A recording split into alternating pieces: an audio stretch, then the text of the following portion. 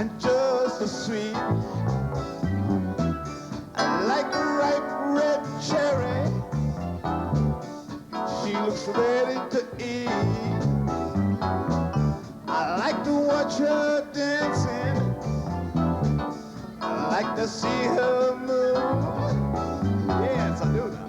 I could be romancing in all night groove. Yes, yes, hey, hey, hey, Ebony girl.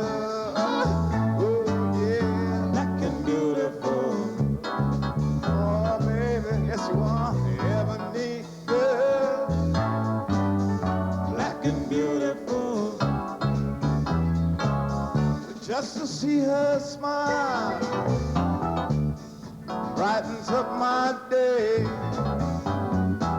I'd be lost like a child if she goes away. My brown sugar baby sweetens up my life. Yes, she does now. Brown sugar baby sweetens up my nights. Yes, she does. Hey, hey, hey, Ebony girl. Oh, black and beautiful. Yes, you are. That's what you are, baby. Ebony girl. Black and beautiful, baby. All right, yeah. Whoa, whoa. My Ebony girl. Ebony girl. Whoa, my Ebony.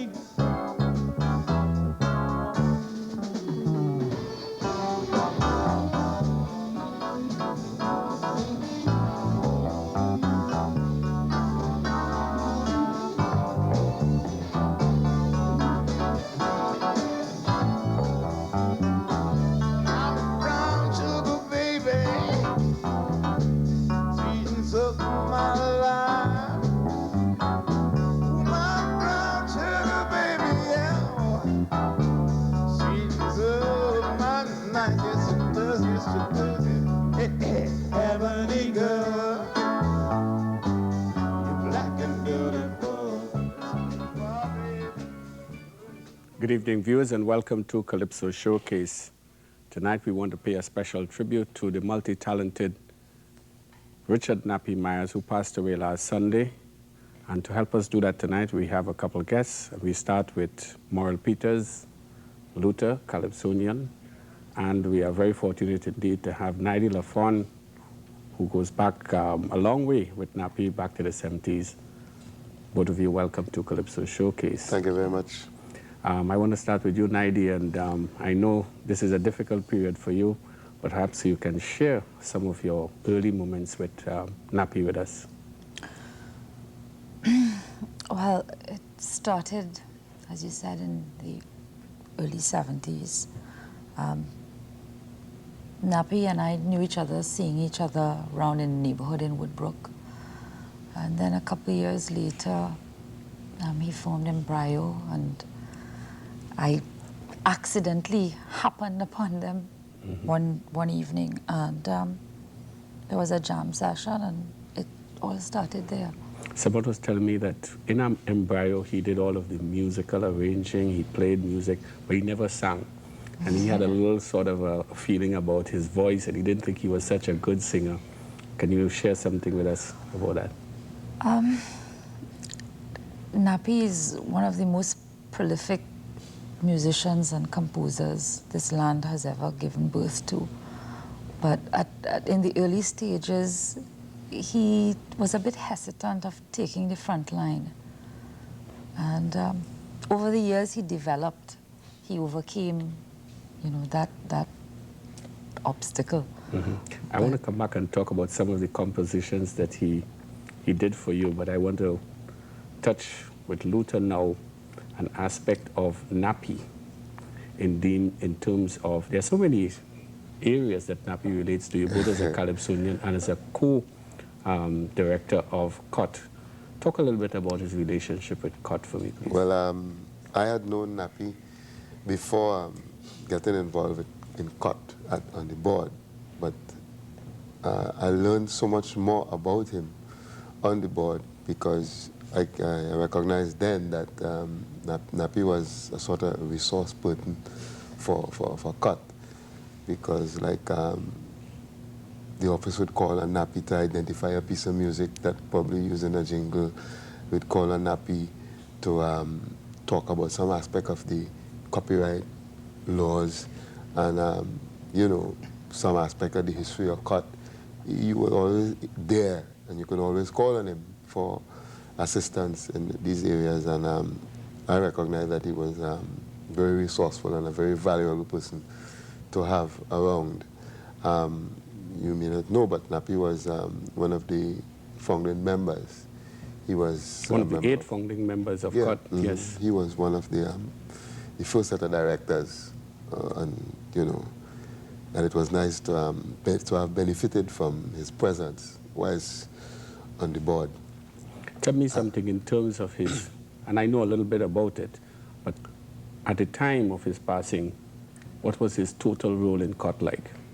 Well, he was a director, probably the most experienced one on the board, and that was about it.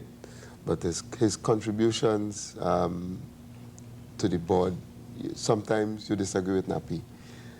One of the things that I admire tremendously is that you always knew where he stood, what his position was. If he don't agree, disagree, that's it, it doesn't matter, you know. So you always knew what his position was, and I appreciate that very much. Well, I know for a fact that he had over 60 registered compositions with CUT. He was also, his company, Yoke Productions, was registered with CUT, and he represented a lot of the young up-and-coming artists who couldn't qualify to be a member of CUT. So I think he served definitely the industry in more ways than one. Yeah, I think I think he started as a writer member, and then he became a publisher member. So yeah, publisher member, and his last tenure, he was on the board as a publisher member during his last period on the board. But I think Nappy really excelled, not only as a musician and a writer also, but in the area of jingles. I think that is the area where, I mean, nobody could touch him there. That's a special area we want to develop as the program goes know. along, but I want to go back to 90 and talk about some of the early compositions. Wanna Make Love to You, Three-Way Situation. Tell me about those compositions. Those were the days. Yeah. Magic. Nappy in the beginning said, you know, we're going to do some stuff and do some songs.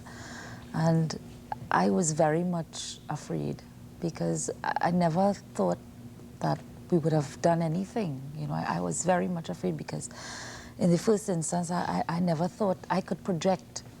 You know, I could never fulfill his dream of what he wanted me to portray. But we persevered, and they happened. I have very, very fond memories of those days.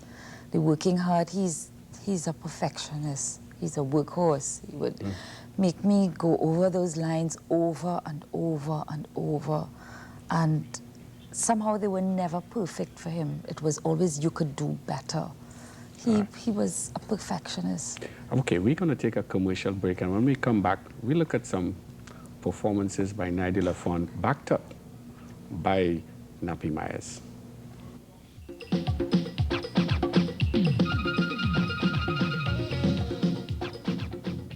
Welcome back to Calypso Showcase, where we are paying a special tribute to Richard Nappy Myers, the late Richard Nappy Myers.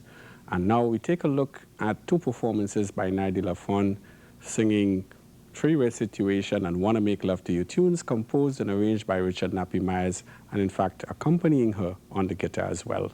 Here's Three-Way Situation and Wanna Make Love to You.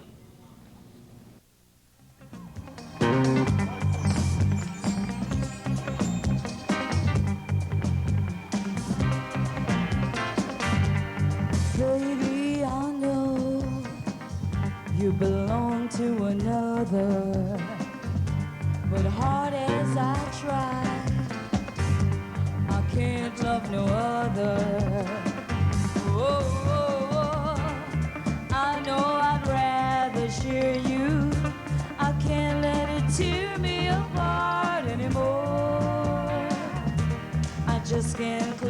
door.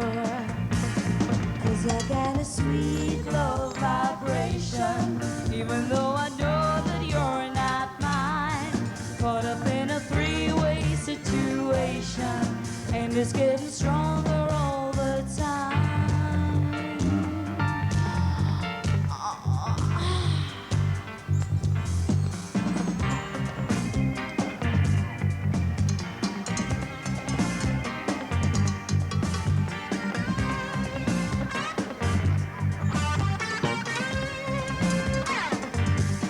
Hide in the dark, got to stay undercover. We know that it's wrong, but we don't even bother. Oh, I know I'd rather share you. I can't let it tear me apart anymore. I just can't close the door. 'Cause I got a sweet love vibration, even though I know that you're not mine. Caught up in a three-way situation, and it's getting stronger all the time.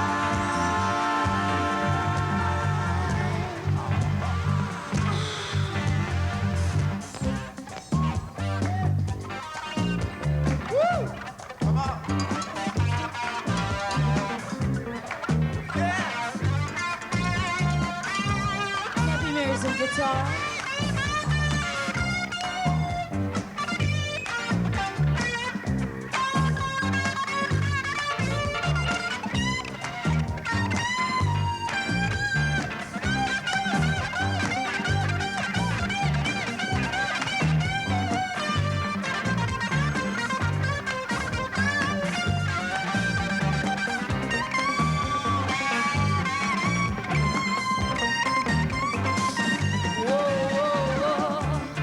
I know I'd rather share you.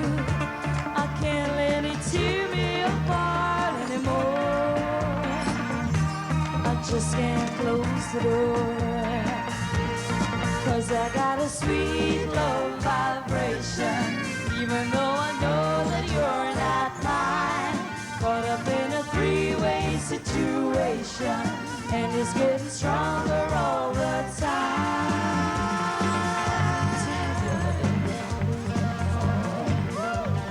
'Cause I got a sweet love vibration, even though I know that you're not mine. Caught up in a three-way situation, and it's getting stronger all the time.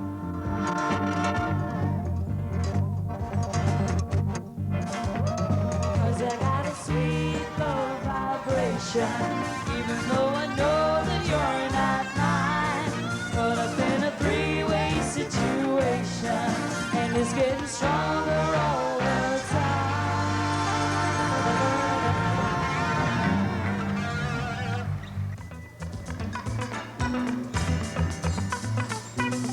I've got a feeling so appealing, don't let it die.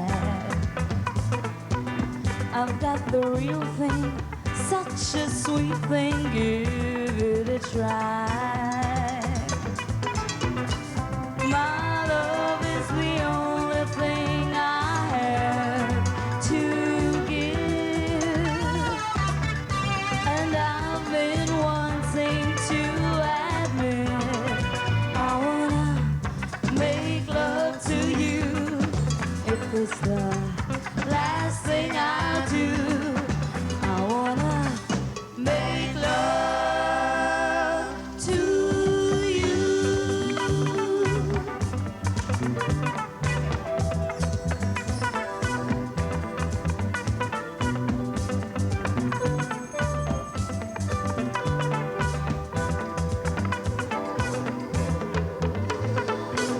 It's like a madness mixed with gladness, I can't turn away. I won't stop trying, there's no use denying I need you today. My dreams are filled with fantasies of you.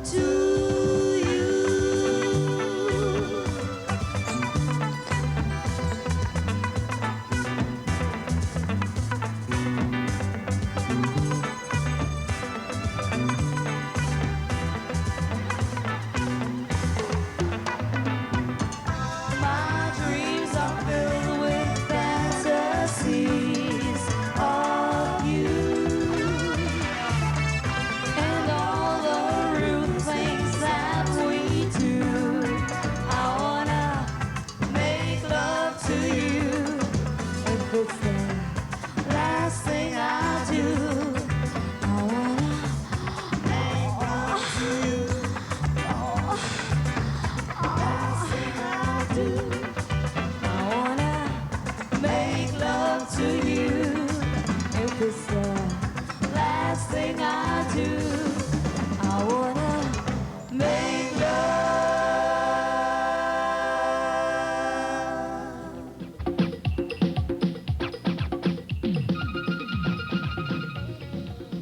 You're viewing a tribute to Richard Nappy Myers on Calypso Showcase, and joining us on the set now is Fitzgerald Henry, known in the Calypso world as the Mighty Terror.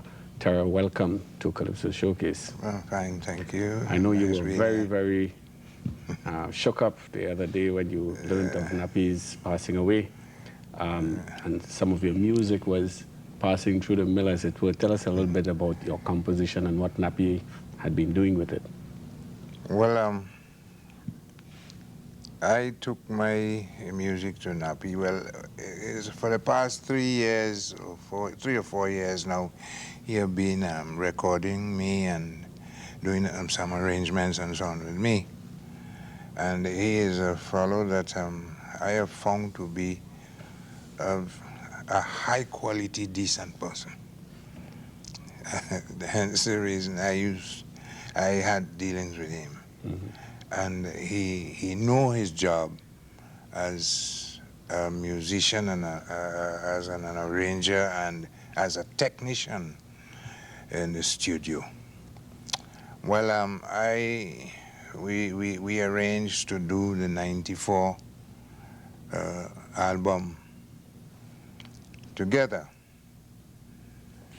But he had such a tight program that he said, well, you better do 2 now, and after Christmas we'll do the other 2.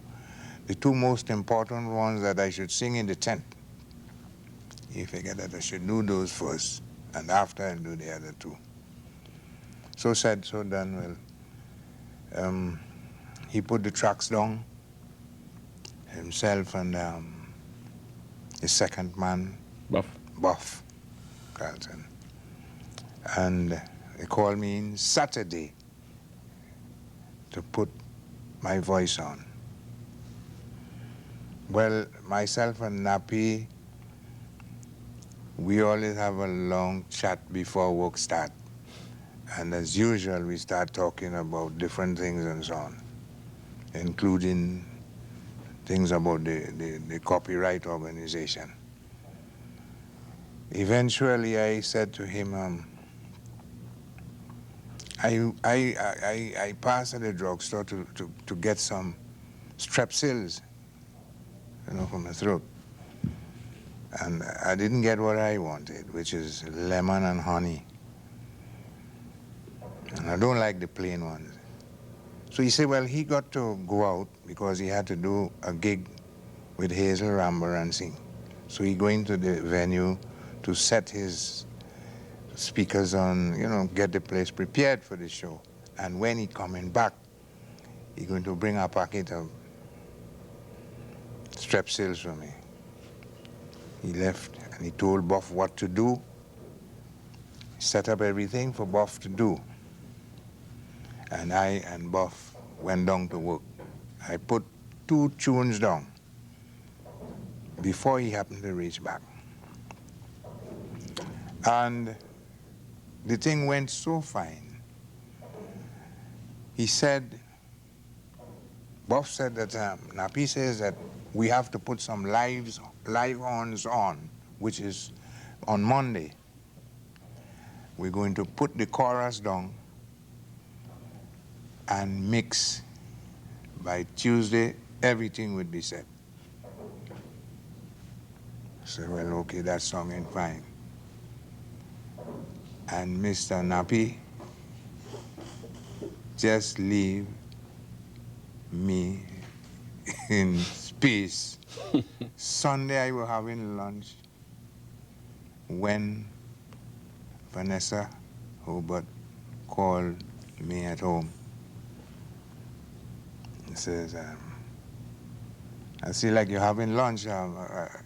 Yes, you know, you're speaking with food in your mouth. I said, hello. He says, well, I'm sorry to disturb you from your lunch, but I have some very sad news for you. Well, I had nothing like Nappy in thoughts. I thinking maybe some of my children or something like that. But he said, well, your good pal is gone. I said, who's that? He said, Nappy's dead. Well, I don't know where the food I had in my mouth, where it went, where the plate went, I don't know nothing. This is the truth. And I just broke down, you know, to see, well, we were together and he wasn't sick. I knew he had this problem with his heart last year. He had an operation and so on. But I spoke to him on a few occasions about the tennis, but he loved it. He tell me, he say, man, Terry, that's school, man, everything is school. It's all right, but I know the sport is a very harassing thing, you know, strenuous, so to speak. And what I would say, I miss my pal very well, very much, and well, a number called and he had to leave. But I would say that he is one of the persons that I'm sure everyone that knew that fellow would say that he was a perfect gentleman. He was a terrific artist. He's a very good musician, and everything nice about that fellow. He always has a smile on, and he is willing to help people too. Always willing to help one. And what I would say is, he's gone, I'm here, and we have to meet someday, and the album would be finished here by his second man, Buff, but myself and him would discuss it up there when we meet. Why you leave me so quick at 40? Well, we'll talk more about Nappy, and we'll also come back and talk about his relationship with Luther, who's also been doing some work with him. But let's listen to Nappy again with one of his big tunes, Celebration Time. It's called Celebration Time.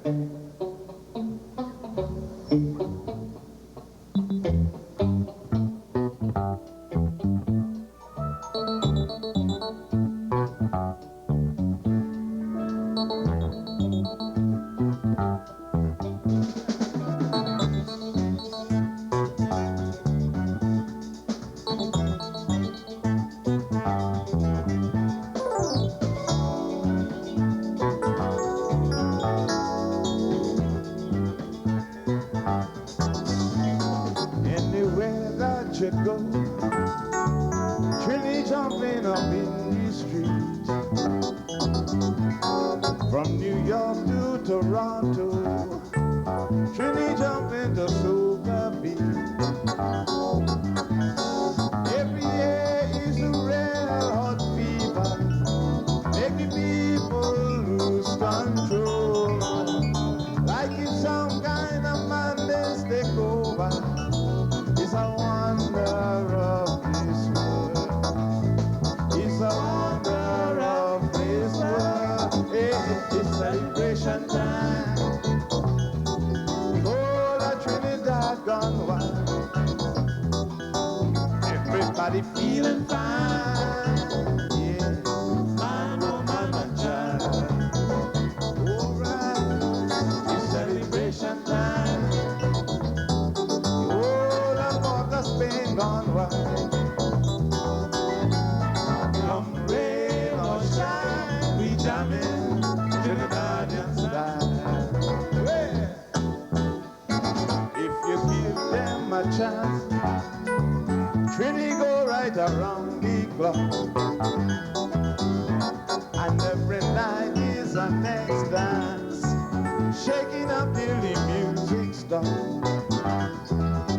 Yes, just to see all the people together, make the people lose control. I can learn kind of 2 days in the whole year. It's a wonder of this world. It's a wonder of this world. Yeah, yeah, celebration time. The whole of Trinidad gone wild.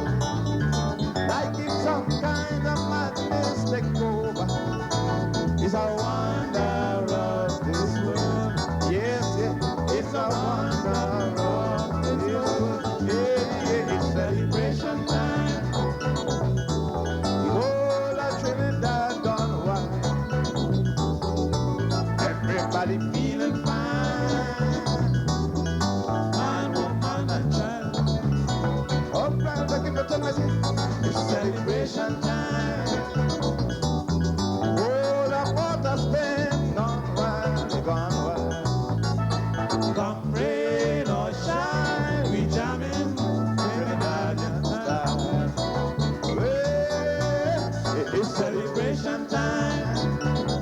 Oh, la Trinidad gone wild. Everybody feeling fine, they feeling fine. Man, woman, and child. Oh, man, it's celebration time. Oh, the Port of Spain gone wild, they gone wild. Come rain or shine, we jamming the medallion stand. All right.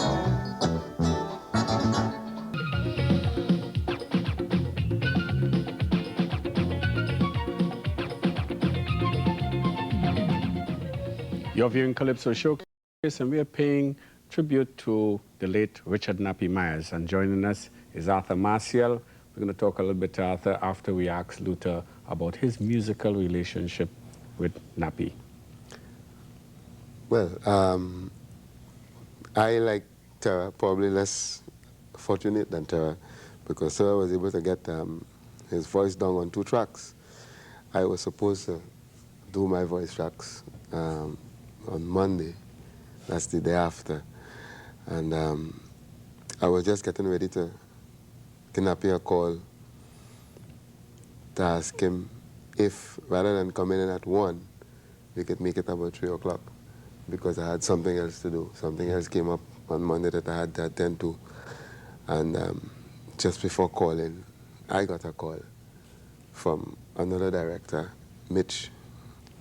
And Mitch told me, he said, boy, you're a ranger.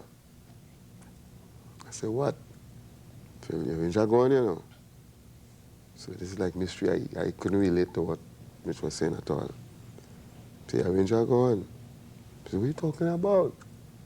He said, Nappy. I said, go on where? Man, go on. And, you know, and that shock, that, you know, just freeze up and can't understand. It was a bit of confusion. And then I called home my Nappy to find out what was happening. Then I got the news, and, you know, the kind of thing that nobody really overcome. Very, very emotional. And like, when I went down there, was it Monday night? I think I went down there. Everybody was just quiet. Couldn't really find words to express how you feel, and, you know, everybody was just looking at everybody and in shock. The music, something is going to happen with it. You know, I know that it's going to be completed somewhere down the road, and, but you couldn't really think about the music right now, what is happening with it. I really can't think about it. You'll deal with that later. Yeah, yeah. I know that it's, Buff is there, and, you know, we're going to take it from stage to stage. It's going to be completed. Nappy will want it to be completed. I'm sure. Arthur, Yeah. you have grown up with Nappy there in Woodbrook. You've played in the same band with him, and you've exchanged musical ideas. You're a prolific composer yourself. Let's talk a little bit about the early years of Nappy and what you remember.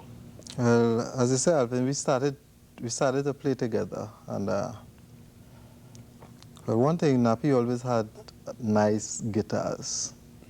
He always had like the best from very early.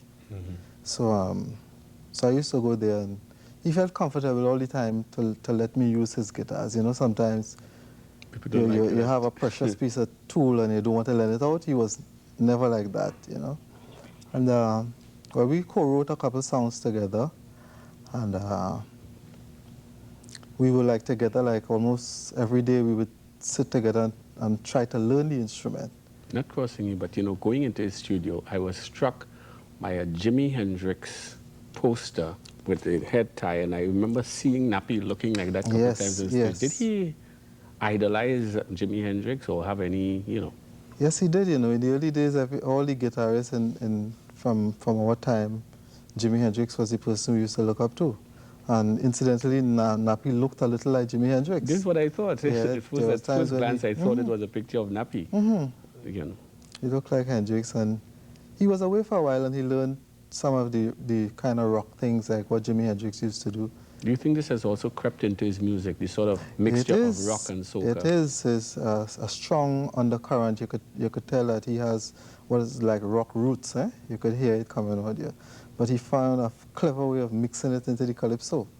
In fact, some of us are even saying, listening to his music, that he seemed to have been playing soca even before we were calling certain music soca. Yeah. What's your analysis of that? Well, he was always what we call roots, eh? He was always rootsy, and he had very, very strong opinions all the time. So, so when he locked into the Calypso thing, right, he really held on to it, and he filtered the soul music, because in the early days we thought soca was soul and Calypso, you know, and he had a perfect marriage of soul and Calypso, because you could hear the soul there running, and then you could hear the Calypso. And he was a very early soca producer. He was very early. He was mixing that music. We're going to feature two tunes now, something about this music and how you're moving. So what are your impressions of those two pieces of music? Very, very strong Calypso influence. And it's a pity that they weren't as popular as they should be. You know, but I guess in time, eh? But, well, maybe now we'll get a little bit more airplay and people will realize how strong these works are. So let's hear Nappy with two more tunes, something about this music and how you're moving. So one of my personal favorites. About this music, I just jump into it. Something about this music, oh yes. Something about this music, I just keep on doing it. Something about this music, the melody grabs me, with happy and grip, grab me without it. Something about it, something about it, something about this music.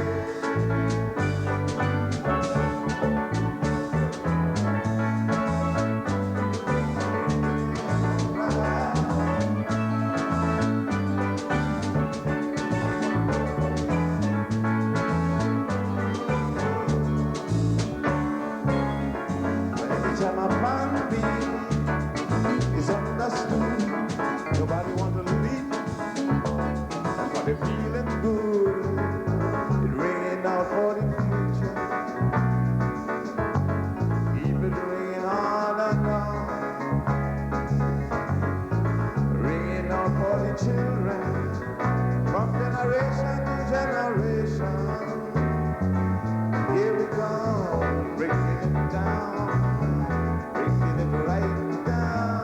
Something about this music, I just jump into it. Something about this music, oh yes, yeah. Something about this music, I just keep on doing it. Something about this music, the melody grabs me, the rhythm just wouldn't quit. Got me in grip, can't do without it. Something about it, something about it, something about this music. Oh yeah.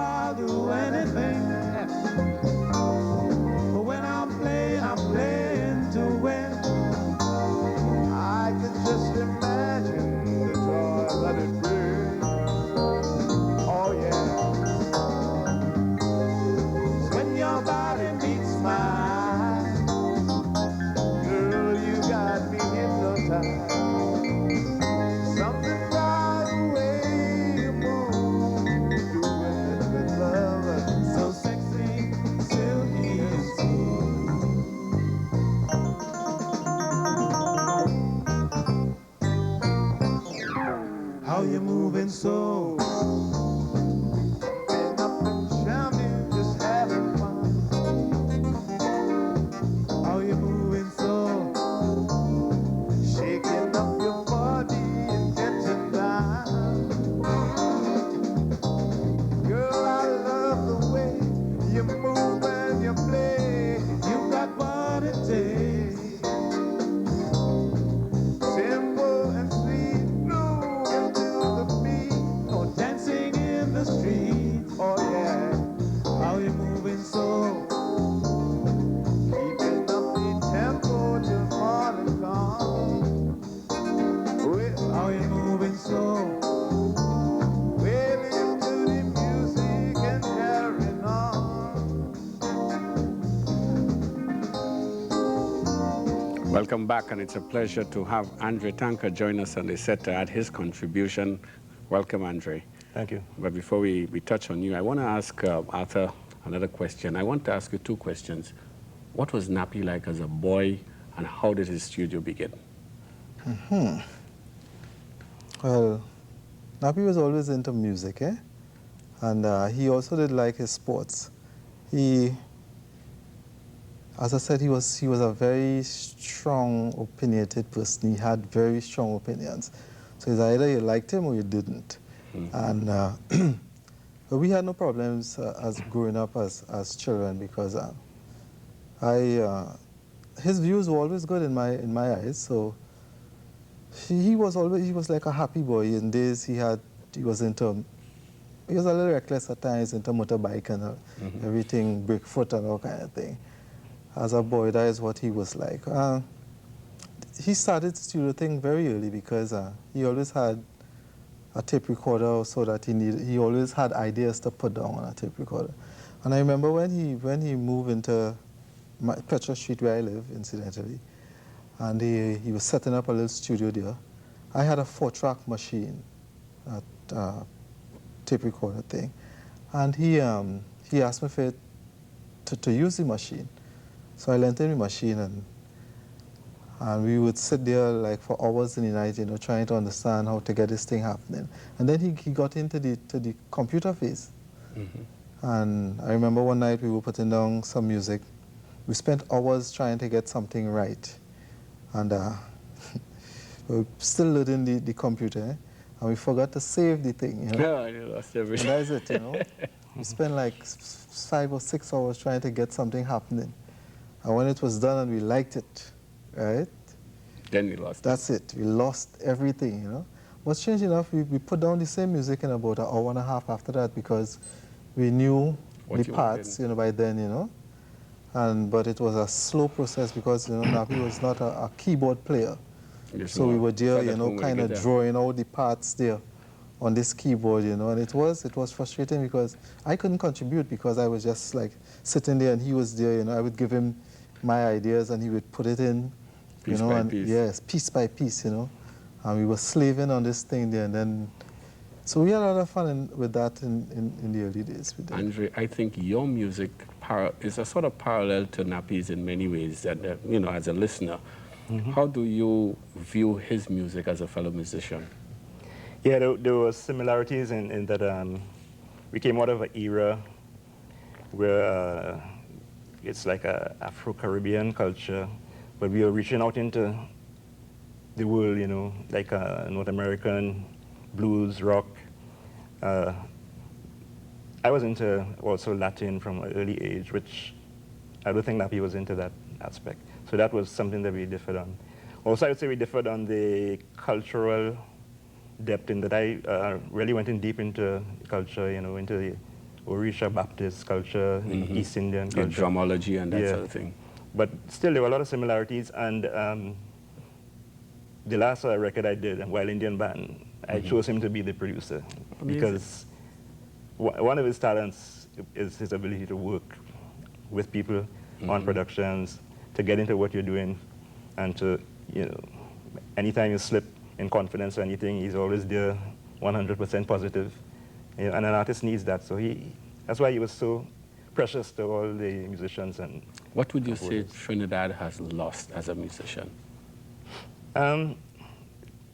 more than as a musician, they've lost a patriot, a man who stand up firm for what he believed in, who was willing to help people, you know, not whether what they could do for him, but what he could do for them, you know. And as a musician, he was brilliant. And there will be other brilliant musicians to come along, but there won't be another Nappy. What would you remember most about Nappy, Arthur? Well, I guess it's the last performance we did together, which was the night, incidentally, the night before he passed away. What had happened is, since he recorded Ole Time Days, he always said that, you know, I would like you to come with me on a couple of my shows to play a harmonica because I really want to get this earthy thing happening, you know. Mm-hmm. And it never happened until that night. That night is the first night that we got together and played that particular song. So I played harmonica and thing for him. Mm-hmm. And he was last Saturday. Yeah, the Saturday night before, you know, and that, you know. And everyone said that he was a shining star on that night. Boy, he really performed. Mm-hmm. That night he was happening, man. Yeah, mm-hmm. he was the best that night. You know, everybody felt it, eh? You know, everybody felt that thing, man. Well, I think that, you know, at this point, all we can say is that we wish the family of Richard Nappy Myers our condolences. We know it's painful, it hurts, but as Dave Elcock said yesterday, only time can heal something like this, and we wish that time would pass quickly for you. We close with some comments by David Rudder, and with Nappy receiving what was probably one of the high points of his career, his Nafita Award for the tune Ole Time Days, which is the selection we'll close with tonight. Until next week on Calypso Showcase, when we'll feature the Barbadian Calypsonians that performed recently at the Mass Camp, we say goodnight to you, and in memory of Richard Nappy Myers, we close with the Ole Time Days. I did one of his songs on my last album, on my Frenzy album, The Ebony Girl, as a sort of reminder to people the kind of music we used to play in the 70s and the kind of richness and the diverse way we used to see music in Trinidad, not just as a one-dimensional thing, which is what I'm trying to do all the time. And he was part of that, and that was the reason for that, you know, to show that we are still here. We're still making music. Nappy is here in a different way. He was here having his home studio. A lot of the music you're hearing coming out today, all the youngsters, some of the older guys, Nappy's from Nappy's studio and so on. So in all different ways, we are still here contributing, and I feel like it's in our group, like it's just like one of the disciples have gone, you know, of that kind of vibrant time in Trinidad when we were idealistic, and you know, we came through the whole. It's a whole, to me, was like the Guy Hayward era, the whole 1970. You know, that was that new emergent force that was happening. You know, the Naidi Lafons and everything else. You know, that's the time when people used to be, Trinidad music was really, to me, on top. You know, and we all came from that. So I feel that you know, a lot of people won't realize how much the great loss we suffered today. You know, in terms of what this man has been putting out constantly in a quiet way. But at the same time, I feel that we have gained something because he was here contributing to the music constantly and giving to life. And he left us doing something he loved, which is playing tennis in his sport. And at least he didn't leave down. He was doing something that was giving him inspiration and fire, you know. So, which symbolizes that time for me again. You know, I always go back to that era, and I hope that wherever he is now, he's looking at us and sending us some vibes, so we can create some stronger music and you know, help us to move on as people, help the music live a little more. And the final nomination is a song entitled "The Old Time Days." from the album Old Time Days. The composer, performer, and author, Richard Nappy Myers.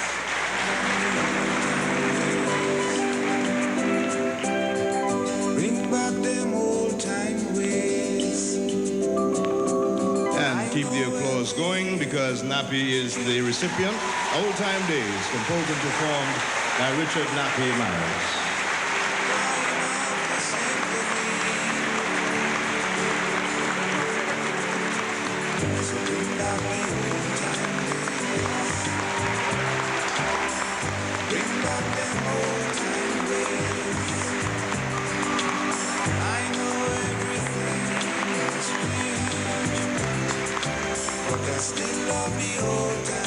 This may not be as big as a Grammy, but it is to me. It means as much to me. Thank you, everybody.